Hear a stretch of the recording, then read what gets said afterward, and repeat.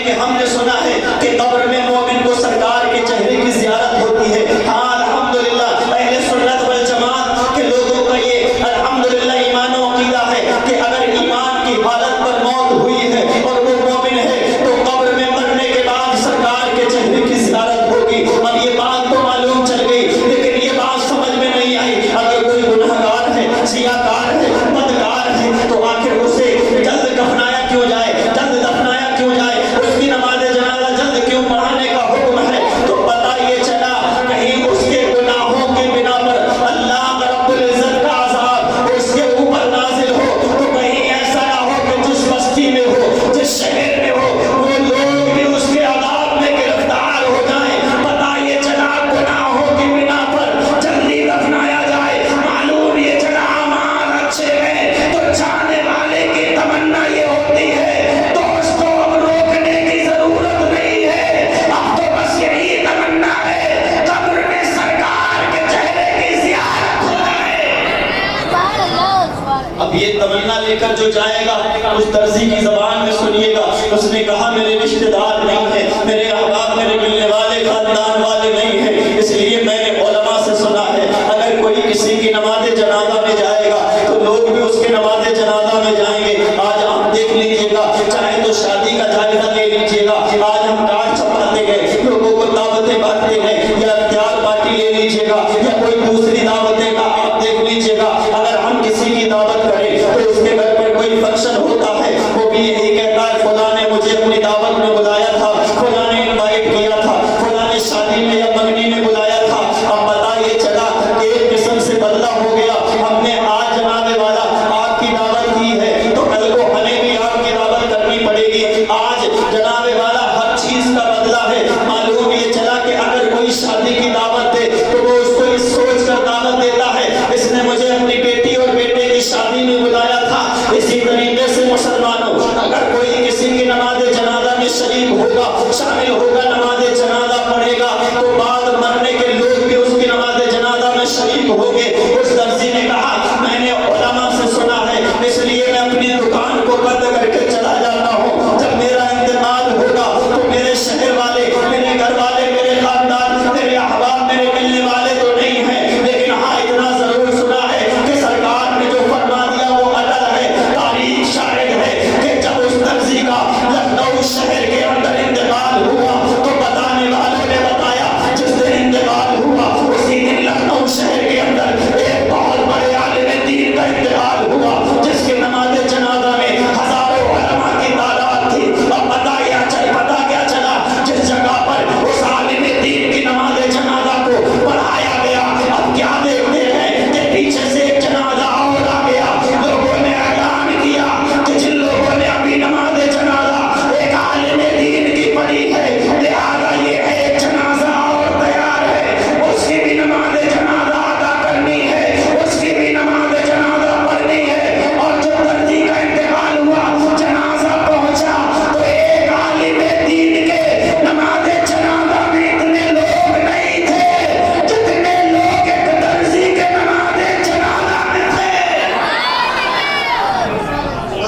اس سے کیا پتہ چلا؟ اس سے معلوم یہ چلا کہ اس درزی نے سرکار کی حدیث پاک کا جو مفہوم تھا اس پر عمل کیا.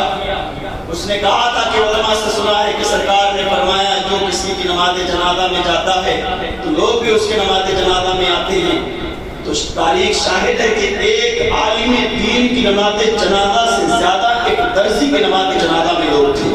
تو کیا بتاؤ آپ لوگوں کی یہ ذمہ داری بنتی ہے, پیچھے والے بول کر بتاؤ, آپ لوگوں کی ذمہ داری بنتی ہے کہ آپ اپنی دکانوں کو, کاروبار کو, گھر کو, شہر کو, اہل و عیال کو, سب کو چھوڑ کر جاتے ہو کس میں انتقال کی خبر سننے کے بعد اس کے گھر تک پہنچتے ہو اور پہنچنے کے بعد جناب والا پھر بھی آپ لوگ نماز جنازہ کو نہیں پڑھتے. اس کی وجہ کیا ہے؟ اس کی وجہ یہی ہے کہ آج آپ کا سینہ جو ہے وہ علم سے خالی تو سب سے پہلے اپنے بچے کو علم دین سکھائیے گا, اور جب علم دین سکھائیں گے آپ کے انتقال کے بعد کوئی کام آئے نہیں آئے, لیکن جس بچے کو آپ نے حافظ قرآن بنایا ہے, عالم دین بنایا ہے, یا اس کو قرآن شریف پڑھنا سکھایا ہے, تو جب آپ کا انتقال ہوگا ہزاروں احباب آپ کے میں شامل ہو جائیں گے، آپ کے گھر پر آ جائیں گے، لیکن آنے کے بعد چہرہ دکھا کر چلے جائیں گے۔ اگر کوئی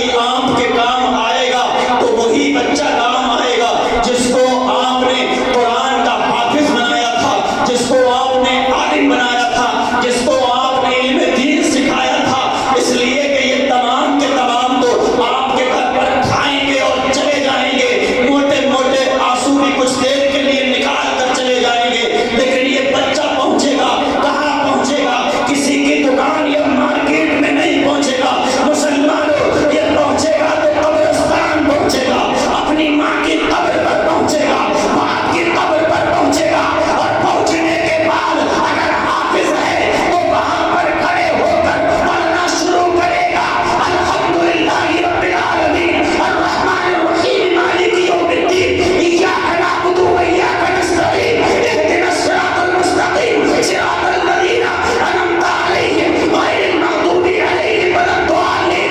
اس سے آگے تک پڑھے گا، رب کی رحمت جو اس میں آئے گی، اللہ اس کے ماں باپ کی مغفرت فرما دے گا۔ اس لیے یہ قرآن کی برکتیں ہیں، قرآن کی برکتیں ہیں، اللہ اس کی مغفرت فرما دے گا۔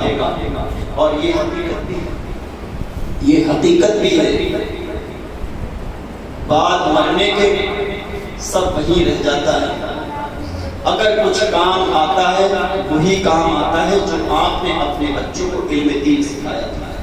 اور ایک اور نالج کی بات بتاؤں، کبھی آپ بیمار پڑ جائیں تو جو پڑھا لکھا نہیں ہے روئے گا، چیخے گا، چلائے گا، اور جو پڑھا لکھا ہے وہ سب سے پہلے اگر قرآن کریم ہے نا تو اس کو لے کر بیٹھے گا، یا پھر وضو کرے گا اور مصلی بچھائے گا، سجدے کی حالت میں روئے گا، گڑ گڑائے گا اور التجا کرے گا، اے پاک پروردگار عالم تو میرے باپ کو اچھا فرما دے، اے پاک پروردگار عالم تو میری ماں کی عمر میں برکت عطا فرما دے، اے پاک پروردگار عالم تو میرے ماں باپ جو بیمار ہیں انہیں شفاء کاملہ عاجلہ عطا فرما دے۔ ادھر باپ اس کا بیمار ہے، وہ بیماری کے عالم میں اولاد کے حق میں دعا کرتا ہے، ادھر اولاد سجدے کی حالت میں ماں اور باپ کے لیے جب دعا کرے گا تو اللہ اس کی دعا کو رد نہیں کرے گا بلکہ قبول۔ اسی لیے کسی شاعر نے لکھا ہے کہ تیرا کرم رہے تو سلامت ہے زندگی ماں، تیرا کرم نہ ہو تو قیامت ہے زندگی ماں۔ ایک آخری پیغام نوجوانوں کے لیے، دیکھیے کنڈیشن کچھ آ جائے، حالت کیسی بھی ہو جائے، لیکن ہر حال میں دعا کیجئے کہ ماں باپ کے فرما بردار بن کر رہیے گا، ماں باپ کے فرما بردار۔ اگر آپ ماں باپ کی عزت کریں گے تو زمانہ آپ کی عزت کرے گا، آپ ماں باپ کو ذلیل و رسوا کریں گے زمانہ آپ کو ذلیل و رسوا کرے گا، آپ ماں باپ کو گھر سے نکالیں گے آپ کی اولاد آپ کو گھر سے نکالے گی۔ بڑے بڑے خوش نصیب وہ لوگ ہوتے ہیں جو بڑھاپے کے عالم میں جن کے لیے اگر گھر سے لوگ نکل جائیں، جن کے لیے مائیں دعائیں کرتی ہیں، ان سے بڑی کسی کی قسمت نہیں ہو سکتی ہے۔ آنے والی عید پر پوچھنا کسی یتیم سے، پوچھنا یتیم سے، ہمارے درمیان ہمارے ماں باپ ہیں ان کی عزت نہیں کر پا رہے، کسی یتیم سے پوچھنا کہ عید کس کو کہتے ہیں۔ کوئی یتیم بتائے گا آپ سے کہ عید کس کو کہتے ہیں۔ ہمارے درمیان ماں باپ ہیں، عید والے دن میں ہم عید مناتے ہیں، نئے نئے کپڑے پہنتے ہیں، لیکن پھر بھی ماں باپ سے نہیں ملتے۔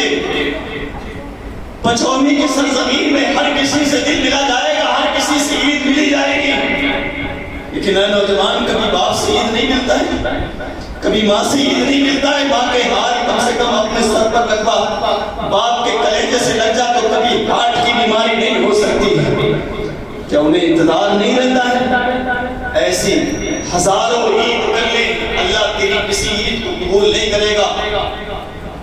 اگر قبول کرانا چاہتا ہے تو سب سے پہلے اپنے ماں باپ سے معافی تلافی کرو۔ بڑے تکلیف کے ساتھ یہ جملے جب سننے میں آتے ہیں کہ لوگ کہتے ہیں ہماری ماں باپ سے نہیں بنتی ہے، ارے یہ جملے سے پرہیز کیا کرو، سوچا کرو کہیں ایسا تو نہیں کہ ہم ماں باپ سے لڑنے کی بنا پر، نہیں بننے کی بنا پر کہیں جہنم کا ایندھن تو نہیں بن رہے۔ بلکہ ماں باپ کے پاس آیا کرو، ان سے التجا کر کے دعا کرایا کرو کہ ہمارے حق میں دعا فرما دیں. اور وہ نازک سے ہاتھ بڑھاپے کے عالم میں کپ کپاتے ہوئے اللہ کی بارگاہ میں مسلمانوں سینے پہ ہاتھ رکھ کر بتاؤ، آپ مجھ سے دعا کے لیے کہتے ہو، اوروں سے دعا کے لیے کہتے ہو، کسی میاں سے دعا کے لیے کہتے ہو، کبھی اپنے سینے پہ ہاتھ رکھ کر بتاؤ کبھی پوری ماں سے دعا کے لیے کہا؟ کبھی کہہ کر دیکھنا اور پھر دیکھنا کہ دعا جتنی جلدی قبول ماں کی ہوتی ہے اتنی جلدی کسی مولوی کسی پیر کی دعا قبول نہیں ہوتی. اس لیے سب سے جلدی اللہ دعا اگر کسی کی قبول فرماتا ہے تو وہ ماں اور باپ کی دعا پر اللہ فرماتا ہے. آپ کہیں گے ان کی آواز اچھی نہیں، نماز نہیں پڑھتے، وہ گناہگار ہیں، سیاہگار ہیں، بدکار ہیں، کیسے بھی ہیں، لیکن تیرے ماں باپ تو ہیں. آج ہمارے درمیان ہے، ہمیں ان کی قدر نہیں ہے. بات کرنے کے بعد نوجوان مگر مچھ کی طرح اپنی آنکھوں سے آنسو کا سیلاب جاری کرتا ہے اور وہ کہتا ہے مجھے بڑی تکلیف ہے، مجھے بڑا احساس ہے، مجھے بڑا دکھ ہے، میرے باپ کا انتقال ہو گیا. چوگاہوں پر کہتا پھرتا ہے، ماموں سے، رشتہ داروں سے، سسرالیوں سے، گھر والوں سے، چچا تابوں سے لپٹ کر روتا ہے. کبھی اس لپٹنے والے نے اپنے گریبان میں جھانک کر نہیں دیکھا جس باپ کا انتقال ہوا تھا، جس ماں کا انتقال ہوا تھا، غصے کی بنا پر انتقال ہوا تھا. بول چال بھی تیرے درمیان نہیں تھی، کبھی تو نے دوائی کے لیے نہیں پوچھا، کبھی کھانے کے لیے نہیں پوچھا، کبھی اپنے دسترخوان پر بٹھا کر اسے کھلایا نہیں. کیا تجھ سے بروز قیامت اس تعلق سے سوال نہیں ہوگا؟ ایک پوسٹ میں نے فیس بک پر پڑھی تھی کہ ایک شخص تھا نوجوان، اس کی بیوی کا انتقال ہو گیا. جب بیوی کا انتقال ہو گیا، دیکھیے یہ ماں ہے، ماں. میں نے بتایا تھا نا کہ جب پیدائش کے وقت اگر سب سے پہلے موت کو کوئی بہت قریب سے دیکھتا ہے، موت کے منہ سے اگر کوئی نکل کر آتی ہے تو وہ صرف اور صرف ماں ہے. 40 جسم کے آدھا حصے ایسے ہیں کہ جن جگہوں سے وہ نکل جائے تو ٹائم پیش ہو جاتی ہے، نماز جنازہ ہو جاتی ہے. لیکن پیدائش کے وقت ماں کی جو روح نکلتی ہے وہ 39 جگہ سے نکل جاتی ہے، ایک جگہ باقی رہتی ہے. تو بتاؤ ماں سے زیادہ کوئی موت کو قریب سے دیکھتا ہے؟ کوئی نہیں دیکھتا ہے.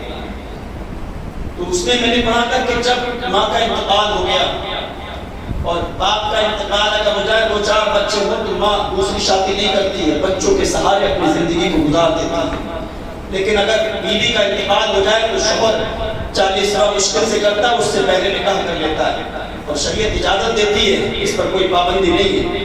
لیکن چھوٹا سا ایک بچہ بھی اس کا تھا، جب دوسری شادی کر لی تو ایک دن موج میں تھا، موڈ میں تھا، باپ نے بچے سے پوچھ لیا. اتنا وقت تو نہیں ملتا تھا اس لیے کہ مصروف رہتا تھا اپنے کاموں میں، دنیا میں گرفتار ہو چکا تھا دنیا کی محبت میں.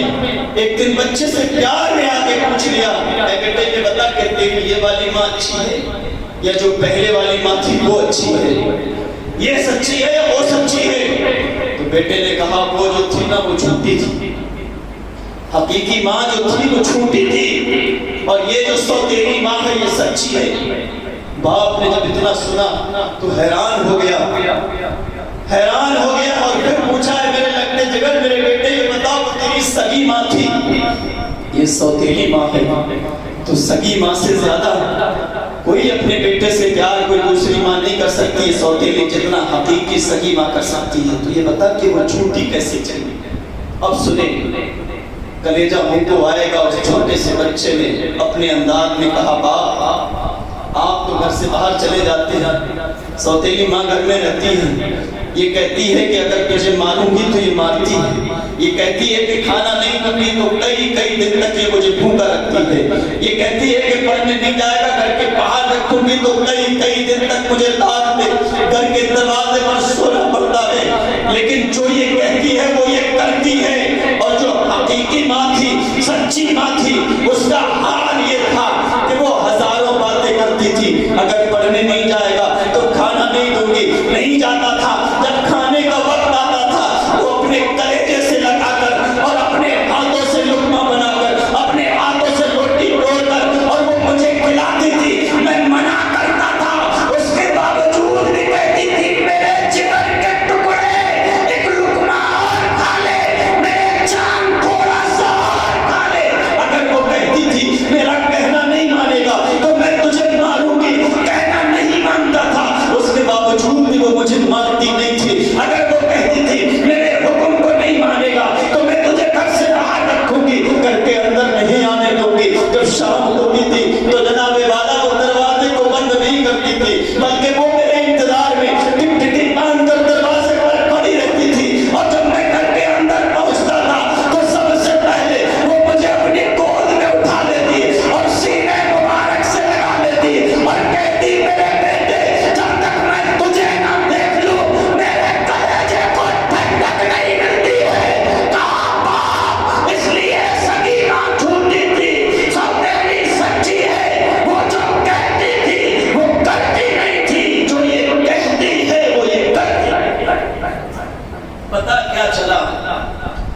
وہ محبت جو سگی ماں سے ملے گی وہ کسی سے نہیں ملے گی۔ آج 60 سال کی عمر ہو چکی ہے ماں باپ کی، ہم لوگوں نے انہیں دسترخوان پر نہیں بٹھاتے، کبھی نہ کبھی مسجد سے آواز آ جائے گی فلاں کے باپ کا انتقال ہو گیا ہے، فلاں کی ماں کا انتقال ہو گیا ہے۔ بتاؤ پھر کوئی ذات ایسی ہے جس ذات سے تم کہہ سکو کہ ہمارے حق میں دعا فرما دو؟ کوئی ذات ایسی ہے آپ کی نظر میں اگر ہو تو کبھی تنہائی میں اپنے دربار میں جھانک کر دیکھنا مسلمانوں۔ دنیا میں ایک پہلی ذات ایسی ہے کہ جو دعا بھی کرتی ہے بغیر کسی لالچ کے دعا کرتی ہے، بغیر کسی دکھاوے کی دعا کرتی ہے، اس لیے کہ دنیا کی ہزاروں محبتیں آپ سے لوگ کر سکتے ہیں، ہزاروں آپ کے حباب بن سکتے ہیں، لیکن ان کا کہیں نہ کہیں آپ سے کوئی نہ کوئی مطلب ہوتا ہے۔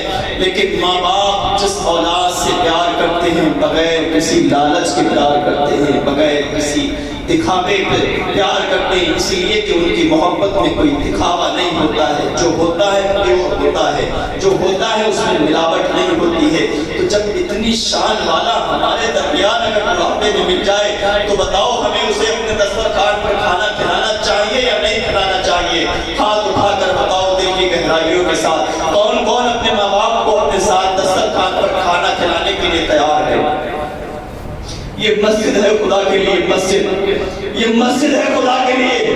اللہ اور اس کو رسول کو حاضر و ناظر جان کر اپنے رمضان شریف میں ہاتھ اٹھایا ہے، تو جب تک آپ کے ماں باپ حیات ہے دعا کرنا اللہ کیسی بھی کنڈیشن آ جائے لیکن ایسی کوئی صورت پیدا نہ ہو جس کی بنا پر ماں باپ سے دور ہو جاؤ، بلکہ ماں باپ کے ساتھ رہو گے تو دنیا بھی آباد رہے گی، آخرت بھی آباد رہے گی۔ قبر کے جو سوال ہوں گے اس میں بھی آسانی ہوگی، اور قبر میں سختیاں ہوں گی اس میں بھی آسانی پیدا ہوگی، اس لیے کہ ماں اگر دعا کرے گی تو پھر فرشتوں کی کہاں مجال ہے کہ اس کی دعا کو رکاوٹ بن سکے، روک سکے۔ اس لیے ماں جب دعا کرتی ہے تو سیدھی عرش اعظم پر جاتی ہے، عرش اعظم پر جاتی ہے، ماں کی دعا رد نہیں ہوتی ہے۔ دعا تو دعا، ماں کی بددعا رد نہیں ہوتی۔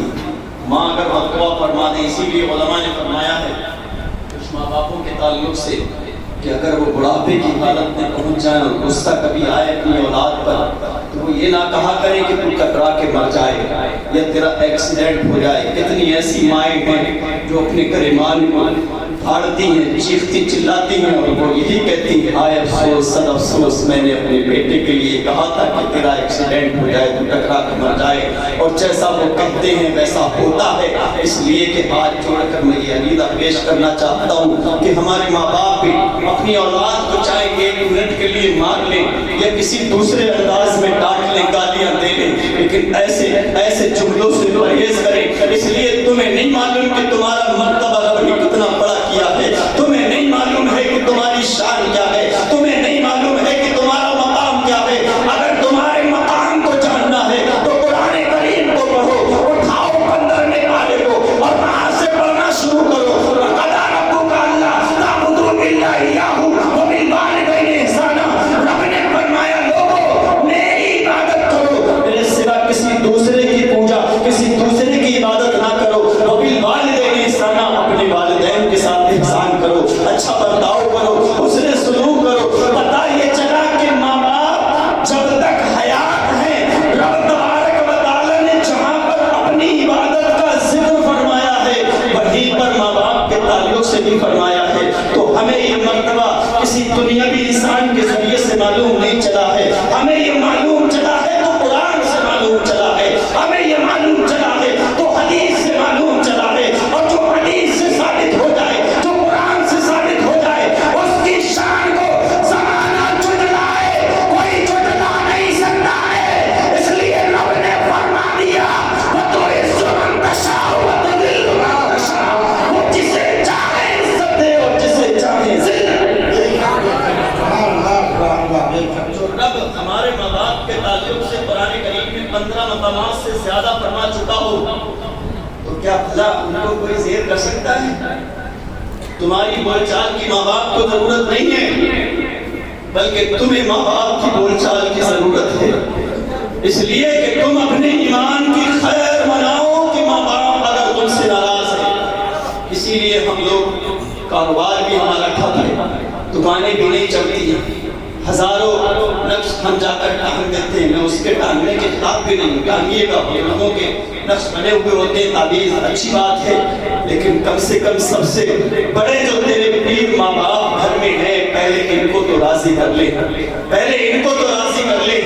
جو جنت ہے اور جنت کا دروازہ ہے، سرکار نے فرمایا ماں جو ہے وہ جنت ہے اور باپ جو ہے دروازہ ہے۔ پتہ یہ چلا کہ دروازے جنت میں گھسنے کے لیے دروازے کی ضرورت پڑے گی، تو ماں اور باپ کو دونوں راضی کر لیجئے گا۔ سرکار کی حدیث پاک کا مفہوم ہے کہ وہ انسان جنتی ہے جس کے ماں باپ راضی ہیں۔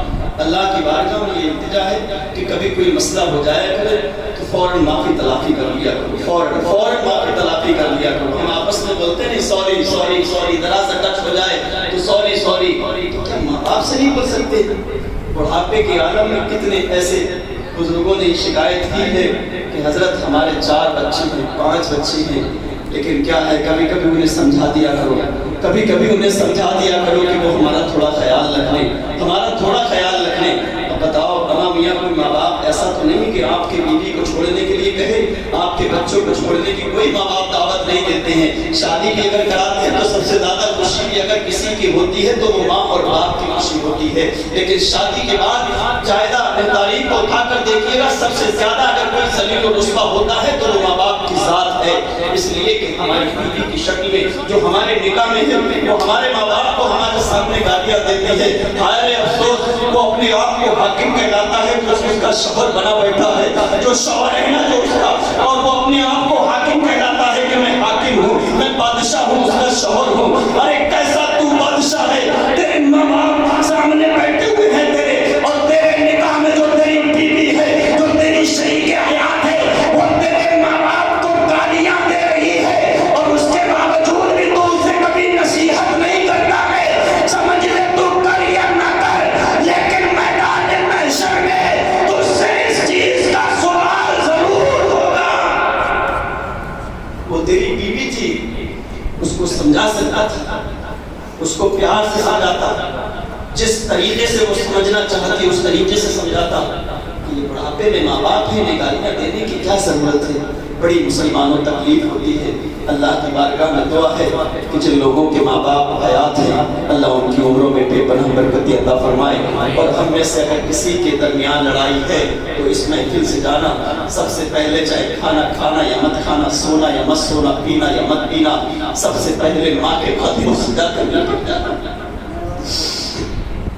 لپٹ جانا مسلمانوں ماں کے قدموں سے، اور ہاتھ جوڑ کر کہنا کہ اب تک جو غلطی ہوئی تھی क्षमा کر دیجیے گا، آج کے رات میں غلطی نہیں ہوگی، آج کے بعد میں غلطی نہیں ہوگی۔ باپ بھی اگر ہو تو کبھی کبھی ہاتھ جوڑ کر کہہ رہا ہوں، کبھی کبھی قدموں کو دبا دیا کرو، پیروں کو دبا دیا کرو، اور دباتے دباتے ان سے کہا کرو کہ تمہارے ٹکڑے دعا فرماتے۔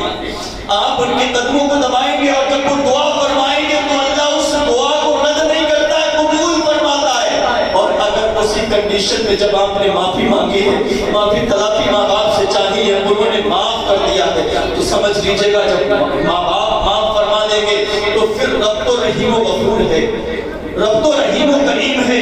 جب ماں باپ تمہیں معاف فرما دیں گے تو پھر تمہارا رب بھی تمہیں معاف فرما دے گا، اور جب رب معاف فرما دے گا تو تمہارا ٹھکانہ پھر جہنم نہیں ہوگا بلکہ جنت ہوگا۔ تو جو بھی یہ چاہتا ہے کہ میں جنت لے جاؤں تو اس سے ہاتھ جوڑ کر یہ گزارش ہے، یہ روزے، یہ نمازیں، یہ حج، یہ صدقہ، یہ خیرات، یہ محفل، یہ اگربتی، یہ موم بتی، یہ شیرینی، سب اپنی جگہ یہ قابل قبول چیزیں ہیں، سب اپنی جگہ بہتر ہیں، اچھی بات یہ کرتے ہو، کرنا چاہیے، لیکن اس کے ساتھ ساتھ اگر ماں باپ کو راضی کر لو گے تو یہ ایسا ہی ہوگا جیسے سونے پر سہاگا ہے۔ ماں باپ راضی ہے نماز پڑھے گا تو تیری شان نرالی ہوگی، ماں باپ راضی ہے محفل میں بیٹھے گا قبول ہوگا، ماں باپ راضی ہے وضو کرے گا اللہ قبول فرمائے گا، ماں باپ راضی ہے حج کرے گا اللہ قبول فرمائے گا، ماں باپ راضی ہے صدقہ و خیرات کرے گا اللہ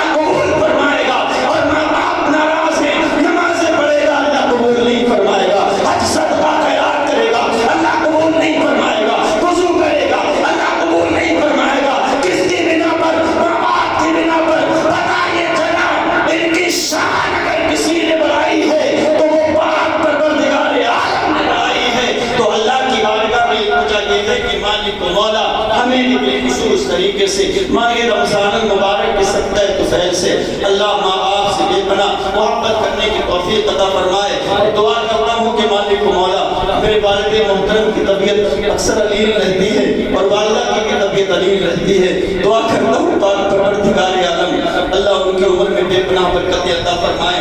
ایک بات بتاؤں, ایک بار ایکسیڈنٹ ہوا تھا میرا, کھانا گوٹیا میں تھا. عدنان میاں نے بلایا ایک میٹنگ کے لیے. ایکسیڈنٹ ہوا تو غالباً 3 مہینے میں ٹھیک ہوا. پیر سب فریکچر ہو گئے, یہ سب چھوڑ کیمپر ہاسپٹل اسی دن اس کی اوپننگ ہوئی تھی. وہاں سے ڈسچارج کیا, حرام مورتی کے لے کر آئے, وہ گھر کے قریب میں ہے. تو ایک درد میرے اٹھتا تھا رات کے 2 بجے, جو ایسا ہوتا تھا کہ چند لمحے میں ایسا لگتا ہے کہ اب انتقال ہو جائے گا. ایک دن تو بڑی تمنائیں کی تھی, ماں کی تلافی کی ہے میری والدہ معاف کر دینا. جتنی میری آنکھوں سے آنسو نکل رہے تھے اس سے کہیں زیادہ میری ماں کی آنکھوں سے آنسو نکل رہے تھے. میں نے کہا تھا کہ درد سے میں پریشان ہوں, اتنا پیر فریکچر ہوا ہے, اتنی تکلیف اس میں نہیں ہوتی جتنی اس درد میں ہوتی ہے. اس لیے لہٰذا یہ ہے کہ آپ معاف کریں اور دعا فرمائیں. پتہ یہ چلا کہ وہ درد کا سلسلہ غالباً 6 یا 5 دن تک رہا تھا, لیکن میں یہ دیکھتا تھا کہ میری ماں پوری رات بیٹھ کر میرے پاس بیڈ پر بیٹھ کر وہ میرے پاس بیٹھی رہتی. کبھی میرے پیروں کو دبانا, کبھی سر کی مالش کرنا. یہ الگ بات ہے کہ چاہے ان کے بڑھاپے میں ہاتھ کتنے بھی نازک ہو, وہ کام ہو یا نہیں ہو, لیکن وہ لگی رہتی ہے. پتہ یہ چلا کہ سب گھر والے سو جاتے تھے 2 بجے یا 3 بجے رات کے بعد کہ ہاں آپ کو سکون مل گیا ہے, لیکن ماں پھر بھی نہیں سوتی تھی. دن میں دیکھتا تھا جو دیگر کام ہوتے تھے اس میں لگی رہتی تھی. پتہ یہ چلا کہ رات کو جاگنا کسی اور کی بس کی بات نہیں ہے, یہ بھی ماں کی بس کی بات ہے. دن کو جاگنا اور جاگ کر کام کرنا یہ کسی اور کی بس کی بات نہیں, یہ بھی ماں کی بس کی بات ہے. کبھی کبھی اس بات کو سوچ لیتا ہوں کہ اگر میرے اتفاق اللہ نے کبھی اس امانت کو لے لیا تو کون ایسا ہوگا کہ کبھی بیمار پڑے گی اور کہے کہ تکلیف ہو رہی ہے؟ کون ایسا ہوگا جو رات رات جاگ کر ہمارے لیے دعا کرے گا؟ مسلمانوں, ماں باپ کے علاوہ کوئی تمہارے حق میں دعا فرمانے والا نہیں ہے, اس لیے کہ جو بھی کرے گا کسی نہ کسی لالچ کی بنا پر دعا کرے گا. لیکن ماں باپ, میں نے کہا تھا, بغیر کسی لالچ سے دعا کرتے ہیں. جب یہ گزر جائیں گے ہمارے درمیان تو سوائے احساس اور افسوس کے کچھ نہیں ہوگا. اگر افسوس کرنا ہے, احساس کرنا ہے تو جیتے جی احساس کر لو. اس لیے کہ جیتے جی اگر انہوں نے دعا فرما دی تو اللہ رب العزت دنیا بھی بیڑا پار فرمائے گا اور انشاءاللہ آخرت میں بھی ہمارا بیڑا پار فرمائے گا. اللہ رب العزت کی بارگاہ میں دعا ہے کہ بولنے میں سہبن یا قصدن لفظاً یا خطاً ادباً احتراماً مانن جو بھی غلطیاں آئی ہوں اللہ اس کو معاف فرمائے اور ہم سبوں کو بالخصوص طریقے سے اپنے ماں باپ کا فرما بردار بنائے, اپنے ماں باپ کی خدمت اور عزت کرنے کی توفیق میں رفیق عطا فرمائے. ایک مرتبہ کلمہ طیبہ کو پڑھیے گا, لا الہ الا اللہ محمد رسول اللہ صلی اللہ تعالی علیہ وسلم. صلاۃ و سلام پڑھو.